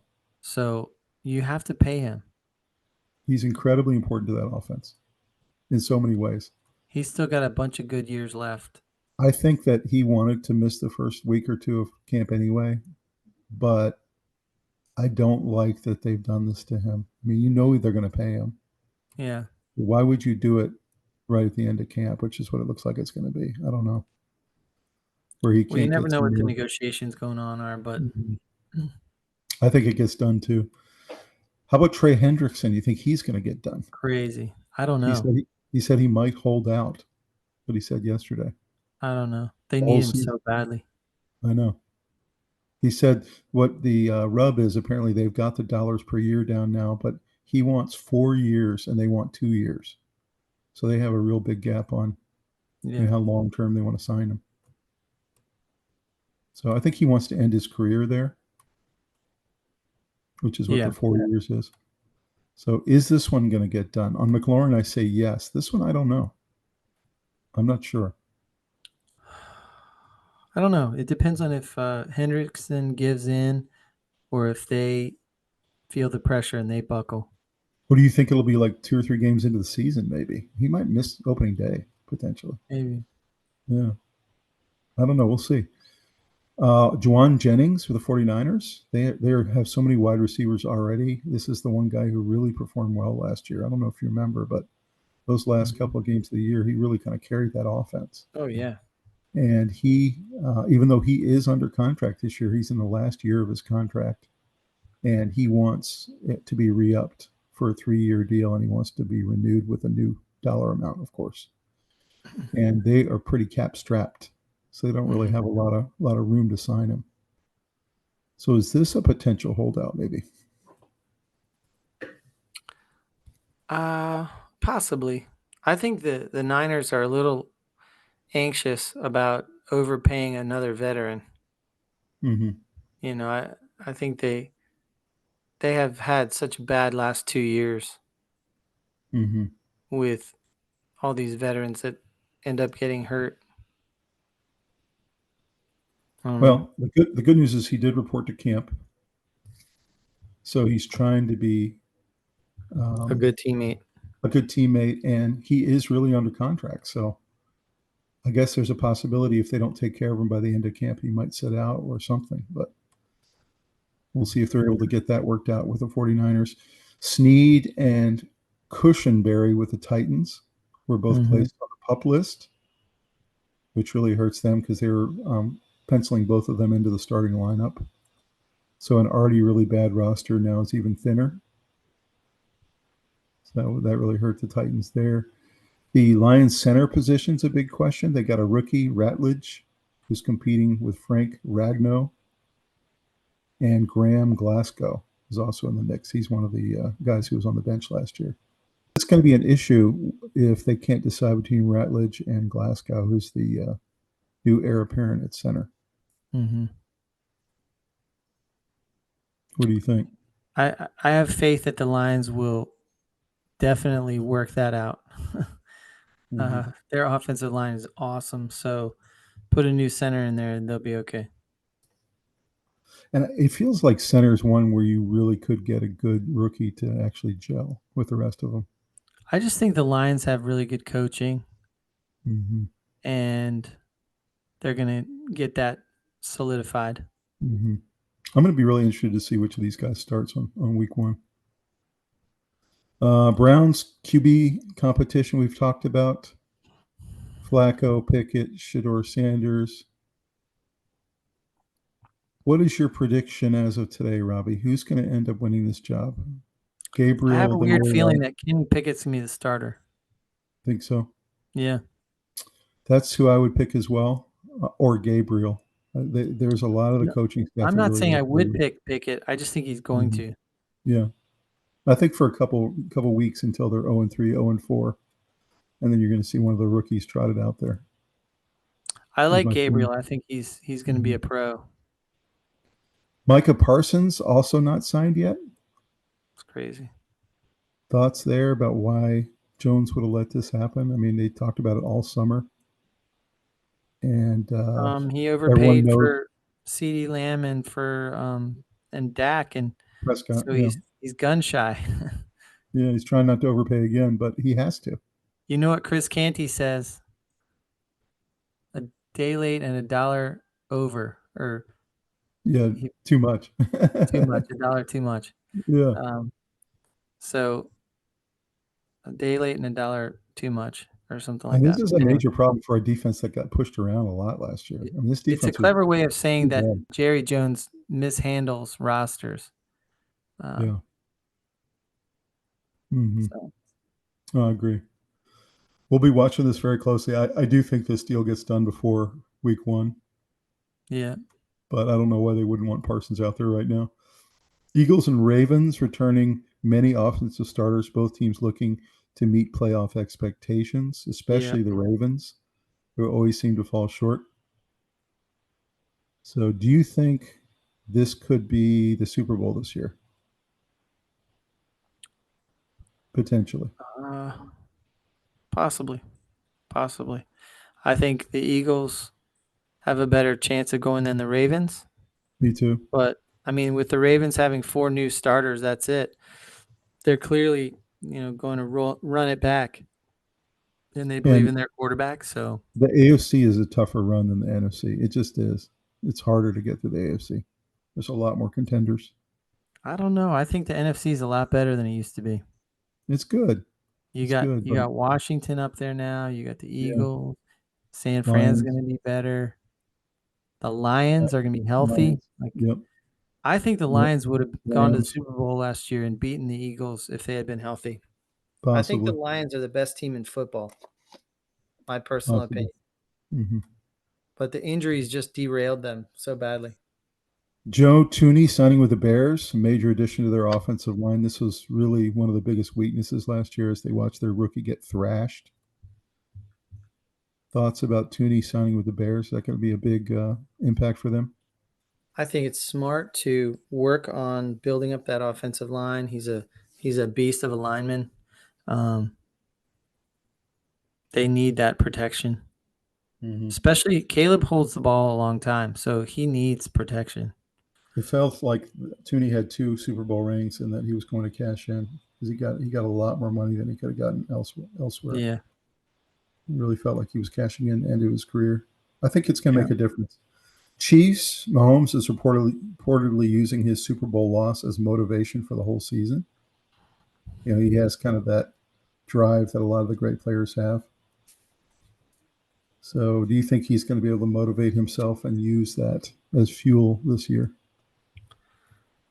Yeah, I think that they've been making a lot of moves on defense and offensive line around him so that you're getting Rashee Rice back. They realized that they kind of got banged up last year. And so they weren't as good in that Super Bowl. And he wants another shot at it. He knows that his window is closing, that they might be able to roll it back and get back there again. But they let one get away last year, and a lot was because of a little bit of injuries.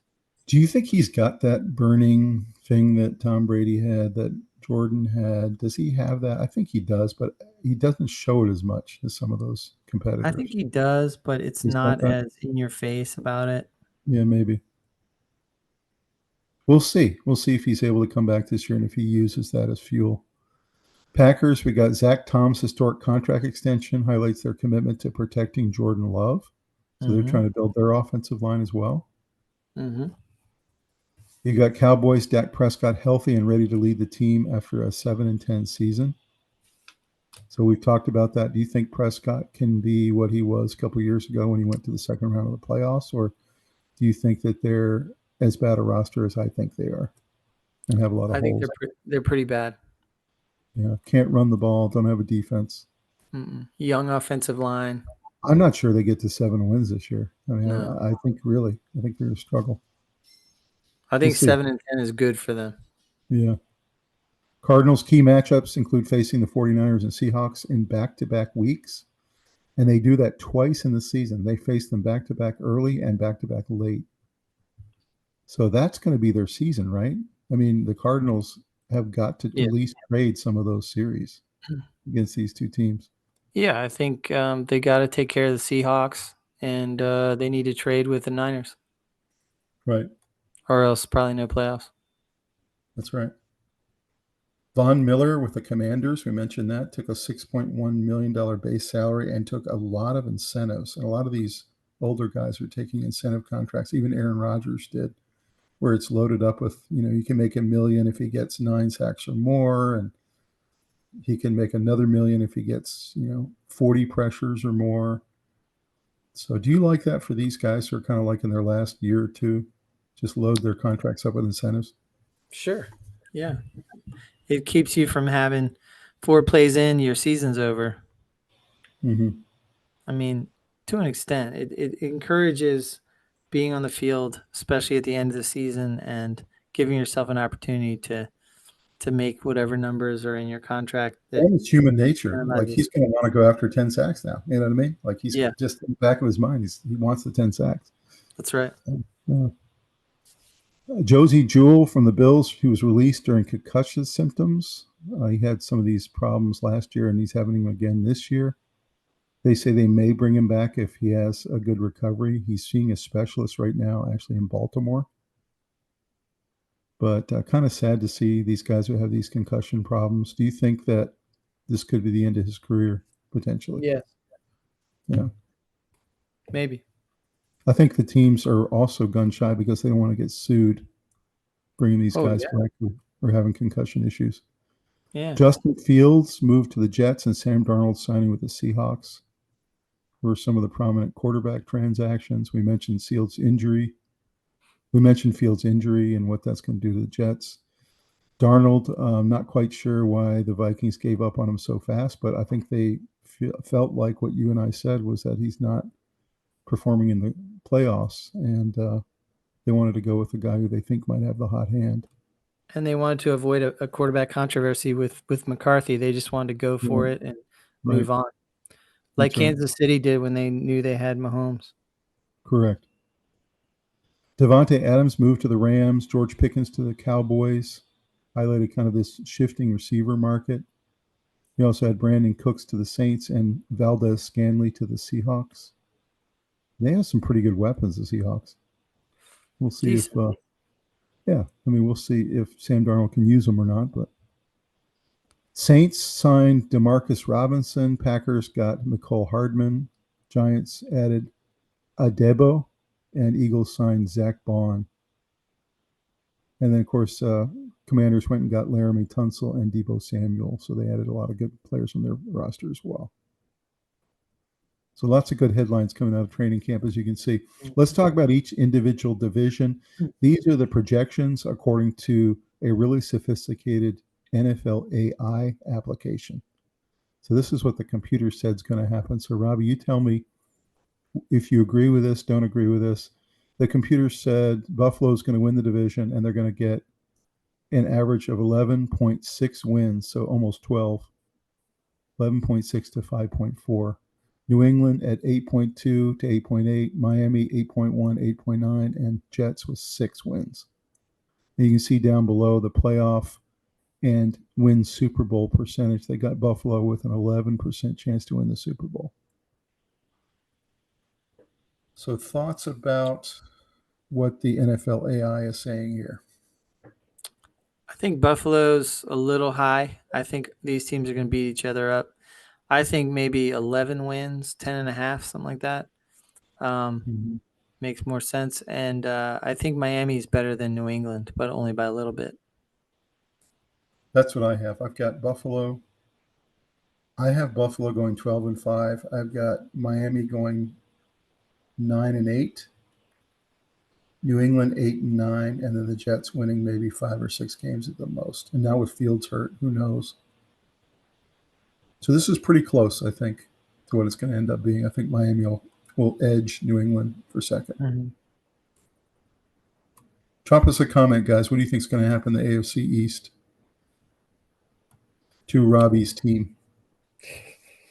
The North, the computer said Baltimore's going to win it with 11 wins.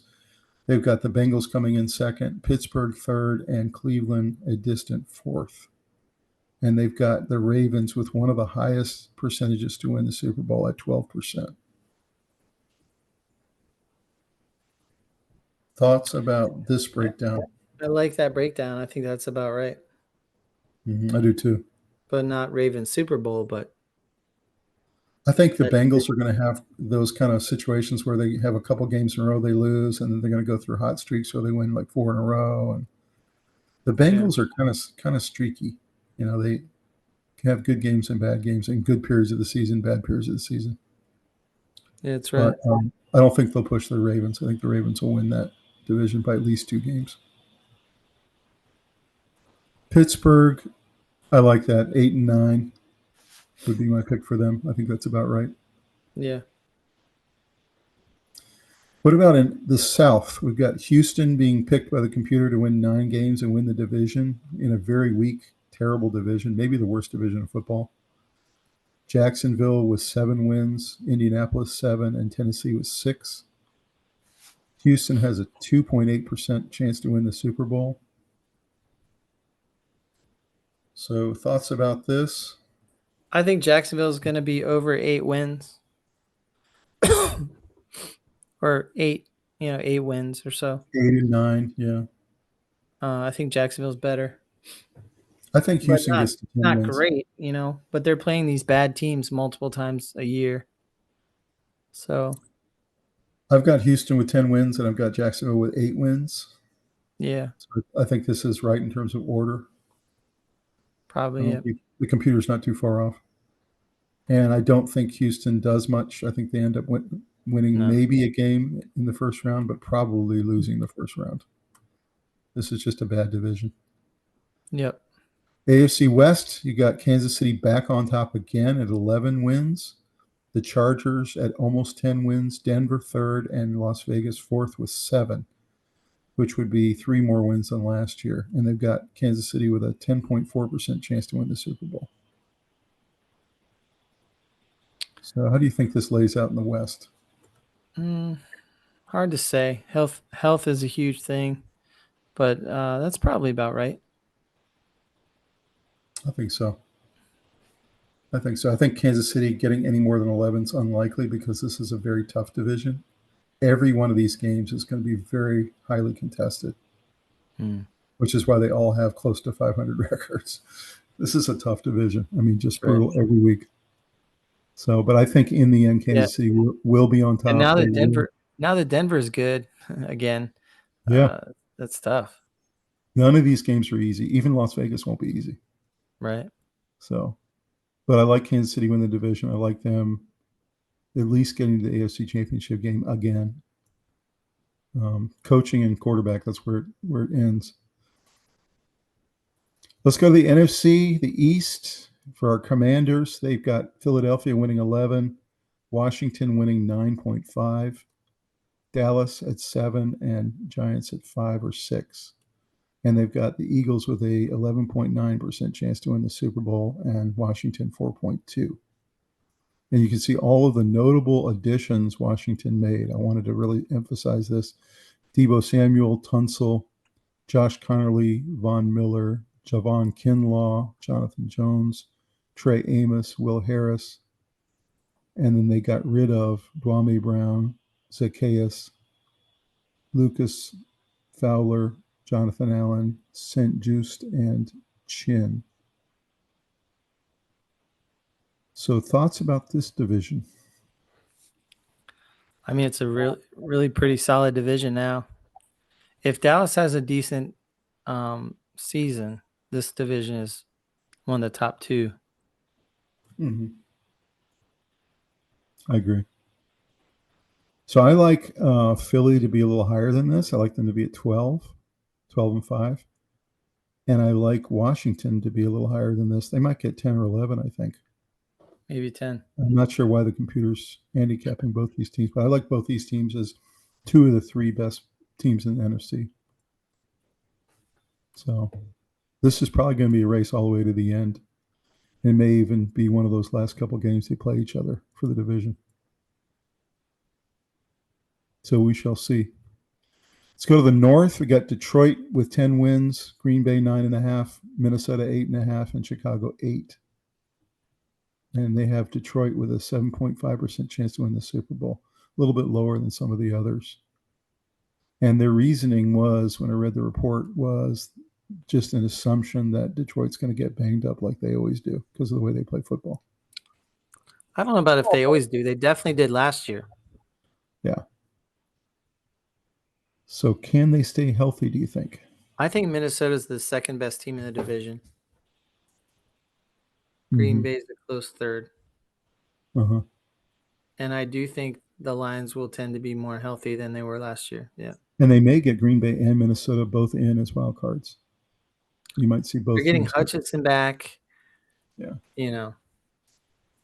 It's I think 10's a little low. I like Detroit winning at least 12 games. I like Detroit a lot. There's no way you're going to win 10 games. You're going to win at least 12. And I think Green Bay and Minnesota will probably win 10 each. You know, it's a really good division. Yeah. It's a tough division. We'll see. In the South, you got Tampa at 9, Atlanta at 7.8, Carolina at 7, and New Orleans at 6. Tampa with a 2.8% chance to win the Super Bowl. Who do you think's high or low here? I think Carolina's a little higher than Atlanta. Me too. I like Tampa to win 10, and I like Carolina to win 9. I think Carolina's been 9 and 8. And I think Atlanta and New Orleans are both going to be lower than this. So I think Carolina will push Tampa Bay all year for this division. So let's look at the West. They have San Francisco coming back this year and winning 10. Rams right behind them, 9.7. Arizona, 8.3. And Seattle in last at 8. And they have San Francisco and the Rams both with a 3.7% chance to win the Super Bowl. So where do you think It's pretty they close. got it right or wrong here? It's about right. Both around 10-7? Yeah. Okay. I can go with that. I think Rams are going to win this division. I like Rams at 11 and San Francisco at 10. So I have a good feeling about the Rams this year. We'll see. Look at some of the memes from the neck up. I think he's a number one pick, according to Tony Grossi, and that is Dylan Gabriel. And then some of the other coaches said they were blown away by his processing speed and that he was clearly the best processor among the quarterbacks they had. Mm-hmm. So, thoughts about their feelings about Dylan Gabriel? I like him. I think they are in a quarterback controversy because they have good options. So do you think his processing speed might get him the job, or at least mid-season might get him the job? Yeah, Okay. I think when all things are told, Shador gets shipped out. Mm-hmm. You think Shador might play Canadian football this year? Oh, I think somebody's going to pick him up. He's been drafted by the Toronto Argonauts. They have his rights. I think somebody's going to pick him up when there's an injury in the quarterback You think situation. so? Okay. They put him on second or third spot. Mm-hmm. QB2, QB3. Mm-hmm. So this was interesting. If you want to feel old, Notre Dame is going to have this 2026 wide receiver room this year. The son of Jerome Bettis, Larry Fitzgerald, Jermichael Finley, and Plaxico Burress. That's just at wide receiver. You can also throw in Lloyd Carr's grandson at quarterback, Bryant Young's son at defensive end, and Jim Flanagan's son at tight end. Are they becoming kind of like ex-NFL players' sons' school? I mean, this is unbelievable. I guess. It's just the way the recruiting worked. I mean, my goodness. Imagine what the games are going to be like. All these guys hanging out together with their sons on the team. Pretty cool, you know. It's very hard for Virginia to compete against this, you know. We just don't have the mystique. There's no competition. It's Notre Dame. So what about this one, Robbie? Bring back one logo. Which one you bringing back? Whew. Redskins or Oilers? Yeah. I don't think the One or Oilers the make other. sense in Tennessee, so I got to go with the Redskins. I love the Redskins logo. I think they should go back to the name. Some people don't. That's fine. I love that logo. I like the Patriots one too, actually. I think it's a pretty good classic logo. But drop us a comment, guys. Which logo would you bring back if you could? Most Super Bowls. This was interesting, Rob. The NFC East by far, with the Cowboys, Giants, Redskins, and Eagles with 14. The next best was AFC West with 10, AFC East with 9, AFC North with 8. So what do you think about the fact that the NFC East is dominating the all-time Super Bowl? When we grew up, it was the NFC East plus San Fran, you know? Yeah. So that was the division. And the AFC South is really struggling. Yeah. Yeah. Yeah, that's I not thought that was good. pretty cool. NFC East. We've been NFC East fans a long time. This was pretty interesting. Basically, Peyton Manning's the only reason. Exactly. Yeah. So Baker Mayfield said this about Nick Bosa. He said he does not shut up the entire game. He talks more trash than a mic'd up WWE heel. So how much fun do you think it is to listen to Nick Bosa, man? That's funny. That would be fun. This is why, we were watching the baseball all-star game, and it was so much fun to listen to these guys talk trash, or at least talk. Yeah, that was fun. So I wonder what the game would be like. When you back it up, it's pretty cool. It'd be fun to hear them talking to each other across the line like that.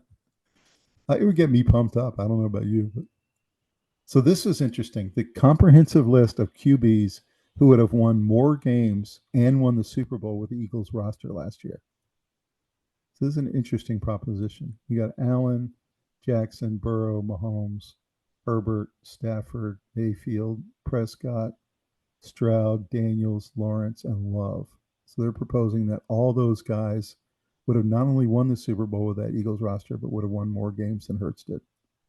I don't agree at all. Is it possible to make that claim? No.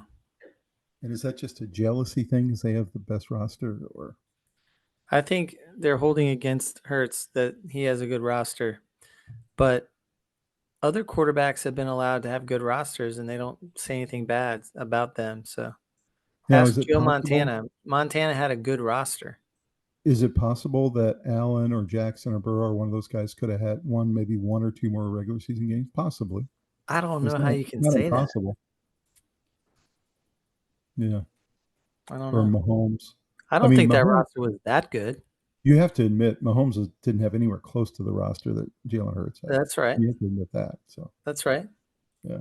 But Hurts made it all work. Like he did a good job. I'm not a huge Hurts Yeah. fan, but I think he Right. gets a little bit too much criticism. Well, what do you think Burrow would have done with that roster instead of his Bengals roster? I mean, he would have won big time. He probably would have won the Super Bowl. Yeah. Yeah. It's an interesting point. I'm interested to think about it. This one's interesting. Jaden Daniels and Lamar are better versions of Hurts, and that's according to Chris Carter. You think that's true? You think those two guys No, are I better think they play very versions of Hurts? different styles than Hurts. I think they're better quarterbacks than Hurts. I think they're But better quarterbacks than Hurts. Yes.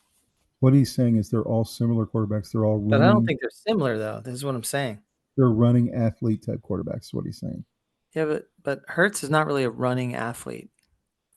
Yeah. Just because he does the tush push, I mean, I don't think of him as a running quarterback. Mm-hmm.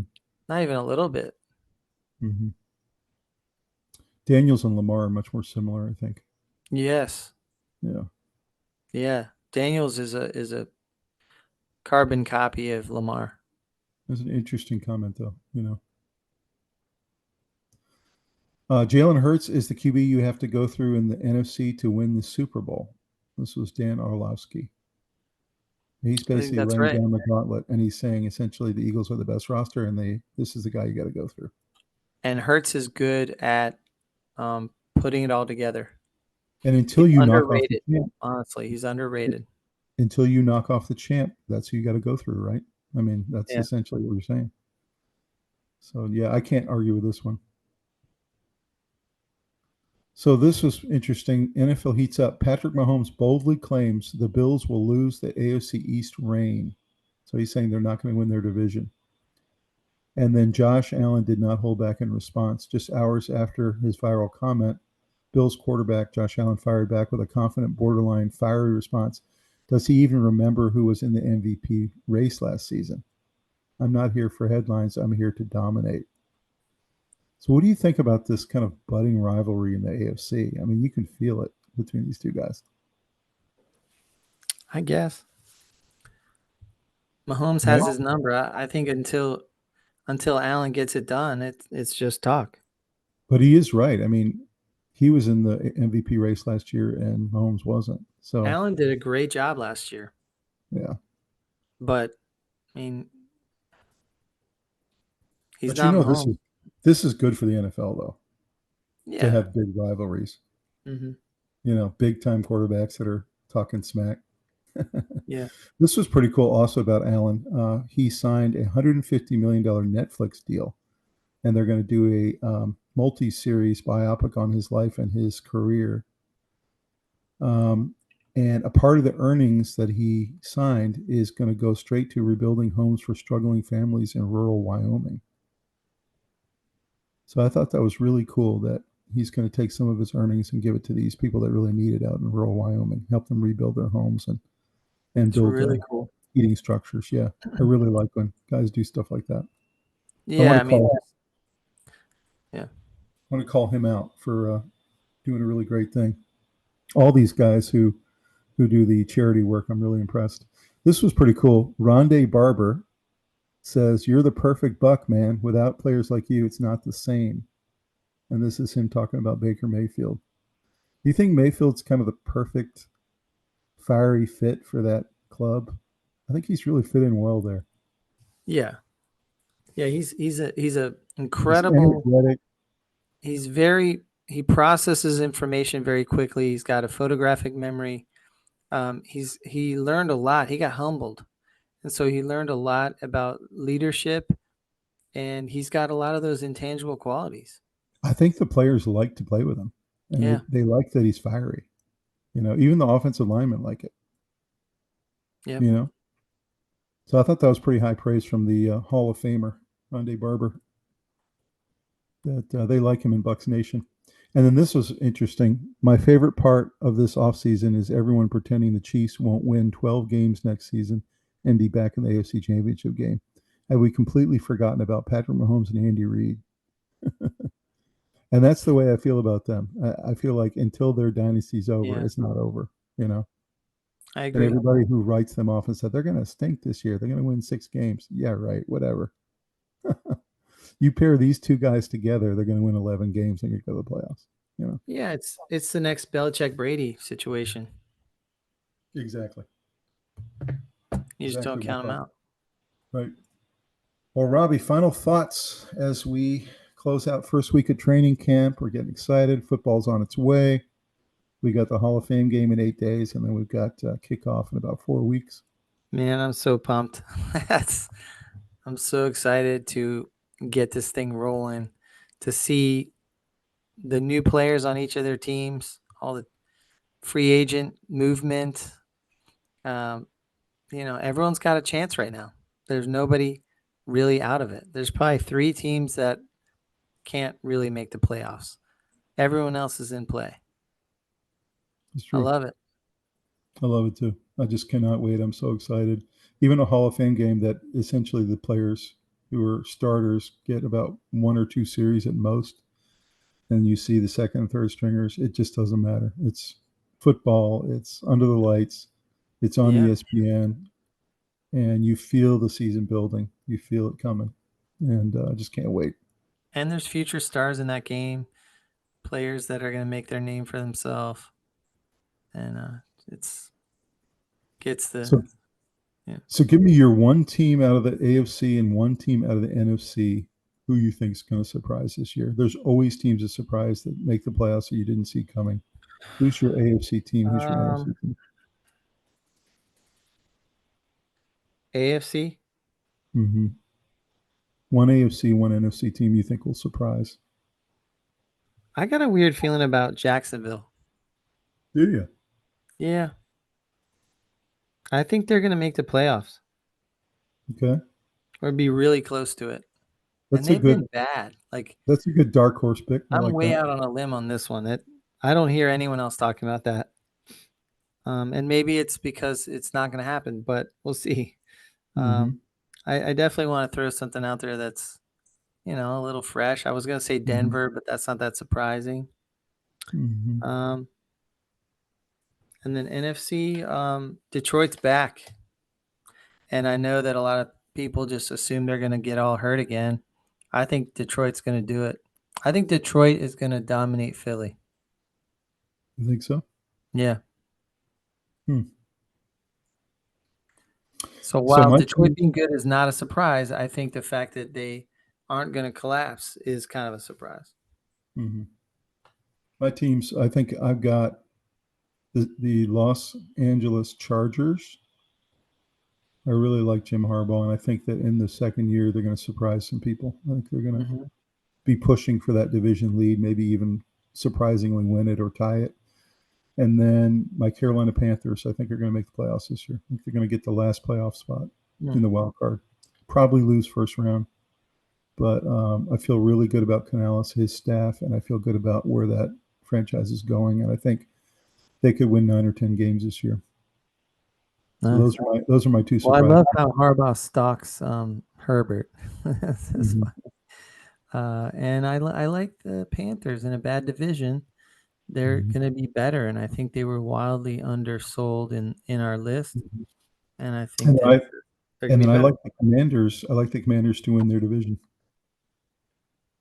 I know nobody else is picking it, but it depends. What if Philly has some injuries? The Commanders beat the Lions in the playoffs last year. I mean, they're a tough team, and they added a lot of pieces.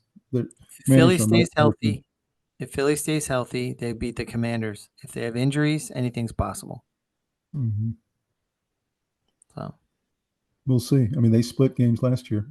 yeah. So, guys, drop us a comment. Any surprise teams you got on your board?